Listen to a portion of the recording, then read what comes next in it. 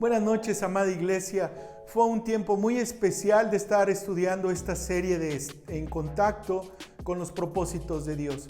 Hoy queremos iniciar una nueva serie que está centrada en este versículo, en Marcos, en el capítulo 2, versículo 22, que nos dice: y nadie echa vino nuevo en odres viejos. De otra manera, el vino nuevo rompe los odres y el vino se derrama. Y los odres se pierden, pero el vino nuevo en odres nuevos se ha de echar. Y lo nuevo va en lo nuevo. Nuestro Señor Jesús nos da una hermosa aplicación a nuestra vida. Él habla de un odre. Era una piel de animal cosida por los bordes para formar una bolsa hermética. El vino nuevo, al fermentar con el tiempo, hace que el odre se estire. El vino nuevo, sin embargo, no puede ponerse en un odre estirado porque la piel demasiado rígida se rompe. Nuestra vida, al igual que un odre, se puede endurecer e impedir que aceptemos la nueva vida que Cristo nos ofrece. Muchos de nosotros tenemos un contexto católico, o muchos de nosotros venimos de un concepto ateo, o dependiendo de lo que Dios nos permitió conocer y saber. Pero a medida que vamos a estar estudiando esta serie, que podamos tener esa apertura y esa convicción de que hoy estamos en una nueva vida en Cristo Jesús. Nuestros pecados fueron borrados. Dios hizo una obra a través de su Espíritu Santo para que tú y yo hoy seamos llamados hijos de Dios. Y para profundizar en este tema, quiero apoyarme de lo que nos registra el libro de Éxodo. El pueblo de Dios había ya salido de la esclavitud. Habían pasado ya las plagas incluso y salen de Egipto. Pero, ¿qué es lo que sucede con este pueblo? Ahí en Éxodo, en el capítulo 14, es donde vamos a estar centrándonos en esta noche. Los versículos 8 y 9 nos dicen: y endureció Jehová el corazón de Faraón, rey de Egipto, y él siguió a los hijos de Israel. Pero los hijos de Israel habían salido con mano poderosa. Siguiéndolos pues los egipcios con toda la caballería y carros de Faraón, su gente de a caballo y todo su ejército, los alcanzaron acampados junto al mar, al lado de Pairot, delante de Baal-Zephón. ¿Qué evento tan dramático? Y lo quiero poner así porque el accionar del pueblo fue de la misma manera. En esta porción vemos cómo nuestro Dios tiene en sus manos la voluntad de Faraón y también el corazón de su pueblo. El evento se formó, además de traumático, con mucho estrés. Los egipcios los alcanzaron junto al mar. Imaginemos la escena. Vas saliendo con tu familia, vas saliendo con tus hijos y llegas a un lugar para ser libre, pero ¿qué crees? Ves a lo lejos a tus enemigos. Lo primero que pensamos es precisamente igual que este pueblo: miedo, temor, incluso derrota. Pero observemos cuál fue la reacción del pueblo. Versículo 10. Y cuando Faraón se hubo acercado, los hijos de Israel alzaron sus ojos, y aquí que los egipcios venían tras ellos, por lo que los hijos de Israel temieron en gran manera y clamaron a Jehová. Analicemos un poco este evento. El pueblo de Dios era esclavo, ellos eran agricultores, incluso les ponían cargas muy pesadas, y cuando el faraón se enojó en contra de ellos, les duplicó la carga de trabajo. Ellos no eran un pueblo guerrero, ni tampoco habían aprendido a ser autosuficientes. Ellos dependían de lo poco o mucho que les podría ofrecer Faraón.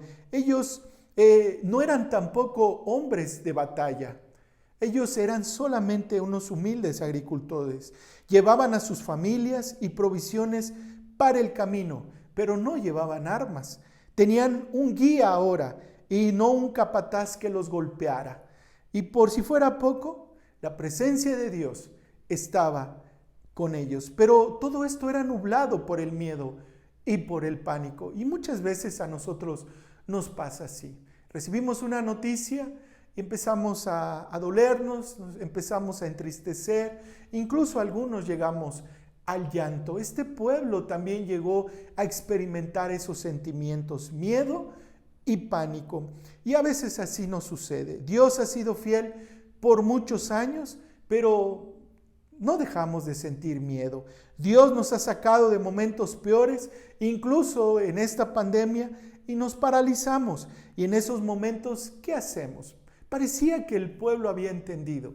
Dice que clamaron a Dios. Lo más natural que hacemos en esos momentos de estrés es buscar culpables, o lo peor, sentirnos culpables. Miren lo que dicen los versículos 11 y 12. Y dijeron a Moisés: ¿no había sepulcros en Egipto que nos has sacado para que muramos en el desierto? ¿Por qué has hecho así con nosotros, que nos has sacado de Egipto? ¿No es esto lo que te hablamos en Egipto, diciendo: déjanos servir a los egipcios? ¿Por qué mejor nos fuera a servir a los egipcios que morir nosotros en el desierto? Creo que el tema de la queja pasó a segundo término. Ellos ya se daban por muertos. Incluso llegaron a preferir una esclavitud que la libertad. Llegaron a pensar que en Egipto no había sepulcros. Ahí hubiéramos muerto. Recordemos que ya 4 generaciones, 5, ya habían estado en Egipto. Muchos de ellos no conocían la libertad de Jacob, no conocían la libertad que ellos habían tenido en su pueblo, y por lo tanto lo único que sabían y lo único que conocían era esclavitud. No sabían del gozo y de la bendición de nuestro Dios, pero ellos incluso ya se daban por muertos. Algo así, ahora sí, de esta no salimos. ¿Cuántas veces hemos dicho esto? Ahora sí, ya me tocó. Ahora sí, esto es mi último paso. Se olvidaron de las plagas. Se olvidaron de las manifestaciones de nuestro Dios. Se olvidaron de la muerte del poder de los primogénitos y que ellos no habían sido tocados. Se olvidaron de Moisés. Se olvidaron de Dios. ¿Cuántas veces nos ha pasado a usted y a mí de la misma manera? Aún las cosas no pasan y ya estamos vencidos, abatidos e incluso sufriendo. La hija no se casa y ya estamos llorando por ella. El hijo aún no se va y estamos sufriendo por él. Ellos, hermanos, preferían la esclavitud y morir así que ser y tener la oportunidad de ser libres. Hasta este punto, hermanos, nuestro tema y central ha sido: lo nuevo va en lo nuevo. Y eso incluye también nuestros problemas, también nuestros sufrimientos, porque ahora lloramos, sí, pero con esperanza. Ahora sufrimos, sí, pero con la ayuda de nuestro Dios y con un propósito. Yo no estoy diciendo en esta noche: no llores, ni tampoco estoy diciendo: no sufras. Te digo, hermano, hazlo, pero ahora con nuestro Dios, con su amor y clamando por su protección, confiando que la ayuda viene en camino. Y cuando sufrimos por causa de nuestra fe, hermanos, somos bienaventurados. Tenemos que analizarlo. ¿Estoy sufriendo sola? ¿Estoy padeciendo solo? ¿O está Dios conmigo? Dios no quiere tampoco piedras o corazones duros e insensibles, sino hombres y mujeres tocados por su amor, pero de la misma manera dependiendo de Él. Otro tema aún importante en esto, hermanos, es poder considerar el pasado. Ellos tenían una mente de esclavos. Yo te quiero preguntar, ¿todavía hay esa lucha de temor de esclavitud? ¿Todavía hay esa lucha de soledad? Incluso en el mismo pueblo de Dios hay depresión. Y tenemos que ver esto: lo nuevo va en lo nuevo.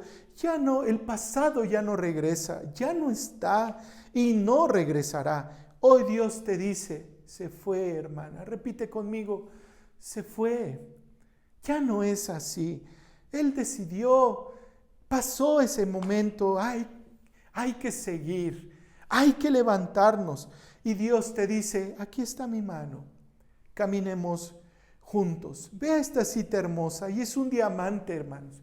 Es una joya en esta historia. Mire lo que dice el versículo 13 de este mismo capítulo 14 de Éxodo. Y Moisés dijo al pueblo: no temáis, estad firmes y ved la salvación que Jehová hará hoy con vosotros, porque los egipcios que hoy habéis visto, nunca más para siempre los veréis. ¡Qué fe de Moisés! Moisés aquí vemos que no se puso a llorar con el pueblo.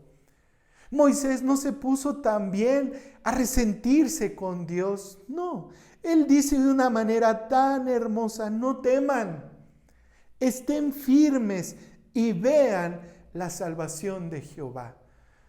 Dios había tratado con Moisés previamente. Él era testigo de las plagas, fue instrumento incluso del amor de nuestro Dios. Y esto es lo que hace nuestro Dios, hermanos, con nuestro pasado. Yo te quiero decir, posiblemente todavía hay lucha, hay un dolor ahí, o hay un resentimiento. Déjame decirte estas 3 citas y mira lo que Dios hace con nuestro pasado. Isaías capítulo 1, versículo 18. Venid luego, dice Jehová, y estemos a cuenta. Si vuestros pecados fueran como la grana, como la nieve serán emblanquecidos. Si fueran rojos como el carmesí, vendrán a ser como blanca lana. Qué hermosa cita. Si nuestros pecados, dice, fueran rojos, ahora vendrán a ser puros, blancos. Miqueas 7:19 nos dice: Él volverá a tener misericordia de nosotros, sepultará nuestras iniquidades y echará en lo profundo del mar todos nuestros pecados. Se olvida, el Señor sepultará todos nuestros pecados y dice que los pone hasta lo profundo de la mar. Pero a veces le estamos jugando al buzo, andamos recordándolos. Una cita más, Colosenses capítulo 1, versículos 13 y 14. El cual nos ha librado de la potestad de las tinieblas y trasladado al reino de su amado Hijo, en quien tenemos redención por su sangre, el perdón de nuestros pecados. Entonces, ¿qué hace Dios? Nos purifica, nuestras vestiduras son blancas, va hasta lo profundo de la mar nuestros pecados y se olvida, y ahora dice que somos comprados por la sangre de su Hijo. Entonces, hermanos, no hay pretexto. El pasado quedó en el pasado. Nuestros pecados quedaron en el olvido, al menos de parte de Dios. Yo te quisiera preguntar, ¿de tu parte y de la mía también? ¿O todavía hay un dolor? ¿O todavía tenemos ese resentimiento? ¿O a lo mejor ese enojo con ese ser querido? Acuérdate, si Dios hace eso con nosotros, y ahí en Mateo vemos cómo el Padre nuestro nos orilla a tener esta actitud. Perdona sí nuestros pecados, pero también como nosotros perdonamos a todos aquellos que nos ofenden. Entonces, hagamos esto que nos dice Moisés. No tengamos miedo. El miedo es un sentimiento y va a seguir. Y lo vamos a tener aquí presente, pero no nos puede paralizar, porque Dios es quien nos fortalece. Y dice Moisés, y estemos firmes. Miedo y firmeza es el antídoto ante el miedo. Firmes en nuestra fe, con la certeza que nuestro Dios pelea nuestras batallas. Y esto es tener un pensamiento nuevo, con problemas nuevos. Versículos 14, 15 y 16. Jehová peleará por vosotros, y vosotros estaréis tranquilos. Entonces Jehová dijo a Moisés: ¿por qué clamas a mí? Di a los hijos de Israel que marchen, y tú alza tu vara y extiende tu mano sobre el mar y divídelo, y entren los hijos de Israel por en medio del mar en seco. Fíjense, todavía no pasaba nada. Y nuestro Dios ya tenía la respuesta. Dice: estén tranquilos. ¿Por qué clamas a mí, Moisés? Dile al pueblo que marche. ¿Qué te he dado? Alza tu vara, extiende tu mano sobre el mar y divídelo, y entren los hijos de Israel en seco. Dios ya tenía la respuesta. Dios tiene todas las respuestas. Y por eso tenemos que observar algunas aplicaciones prácticas para nuestra vida a través de esta historia. Yo te quiero decir de parte de Dios, si hay un mar delante de nosotros, pensemos en cómo pasar, nunca en cómo regresar. Esto es tener un pensamiento nuevo, en un odre nuevo. Es un problema nuevo en una persona regenerada. Sí es una necesidad, sí hay temor, pero con un entendimiento diferente, confiando en Cristo. Esto es tener un problema nuevo, con un pensamiento nuevo. Otra reflexión y otra aplicación. Si hay un ejército detrás de nosotros, recordemos que Dios nos ha librado en otras ocasiones y esta no va a ser la excepción. Ahí en Romanos 8 conocemos esta cita tan hermosa. Si Dios es con nosotros, ¿quién contra nosotros? A pesar que en ocasiones tengamos un ejército atrás de nosotros, a pesar que en ocasiones tengamos un mar enfrente de nosotros, tenemos que seguir aceptando la voluntad de Dios. Y para esto tenemos que aceptar la guía de Dios. Yo me he preguntado, y cada vez que paso por estas citas, ¿por qué el Señor los llevó al mar? ¿Te acuerdas? Él los libró de esas montañas donde estaban sus enemigos. ¿Pero por qué llevarlos a un mar? ¿Que no era más fácil, Señor, mandar un ejército y consumir a Faraón y a todos sus egipcios?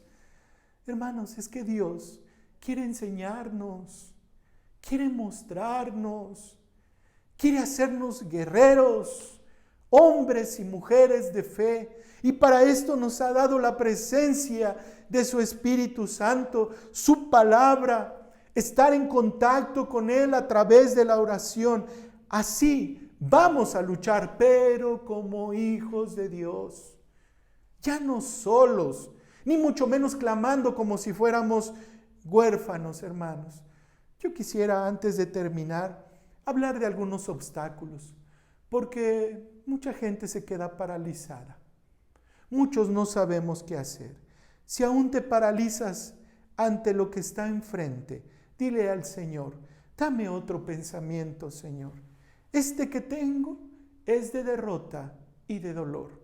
Y saben, esto nos lleva a tener el mismo pensamiento del pueblo de Israel. Una mente de esclavo, una mente sin Dios y una mente de derrota. Y por si fuera poco, ellos ya se daban por muertos. Otro obstáculo, si ya estás vencido por un enemigo que aún ni te ataca, dile al Señor, tengo mucho miedo, pero creo en ti, Padre amado. No sé qué hacer, pero confío que tú estás conmigo. Tercer obstáculo, si piensas que estás solo o sola en esta lucha, es el peor aliado, déjame decirte, en esos momentos. Porque la soledad nos lleva y es la puerta a muchos sentimientos. Y muchos no salen, hermanos. Hoy esta pandemia nos ha mostrado más suicidios, más depresión, más ansiedad. Pero ¿sabes por qué es? Por la ausencia de Dios. Porque Dios lo sabe. Dios tiene en control todo lo que estamos pasando. Y Él sabe cómo darnos la victoria. Lo nuevo va en lo nuevo. Repítelo conmigo. Lo nuevo va en lo nuevo. ¿Lo crees? ¿Tú lo crees? Entonces, si tienes un problema, confiésalo a Dios y dile, dame dirección, dame sabiduría. Si tienes un dolor, dile, Señor, no sé qué hacer, sáname. Si no sabes qué va a pasar, dile, Señor, confío en ti. La Escritura dice que cada día tiene su propio afán. ¿Qué va a pasar mañana? No lo sé, pero hoy, antes de dormir, agradécele a tu Creador. Agradécele al Señor un día a la vez. Un día a la vez. Y de esta manera seremos bendecidos. Oramos en esta noche. Padre, Gracias te damos porque a través de la Escritura tú nos instruyes. A través de la Escritura nosotros nos vemos reflejados, Señor. A través de estas apasionantes historias, Señor, vemos que también el pueblo sufrió.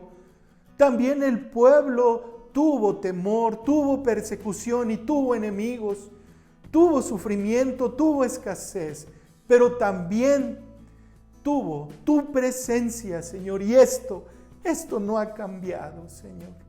Padre, hoy te queremos agradecer que si bien hay muchas preguntas, que si bien, Padre, no sabemos a veces qué hacer. Delante de nosotros hay un mar y detrás un ejército.